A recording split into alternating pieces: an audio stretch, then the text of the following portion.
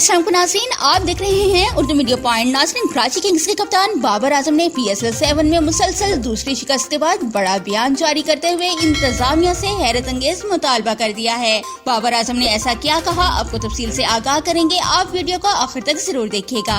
नाज़रीन, कराची किंग्स के कप्तान बाबर आजम गुज़िश्ता रोज अपनी टीम की मुसलसल दूसरी शिकस्त पर खासे रंजीदा नजर आए। कोयटा ग्लैडिएटर्स से शिकस्त के बाद गुफ्तगू करते हुए उनका कहना था कि हमने बेशतर विकेटें बुरे शॉट्स खेलते हुए गंवाई, जिस पर हमें सोचना और इसे बेहतर करना होगा।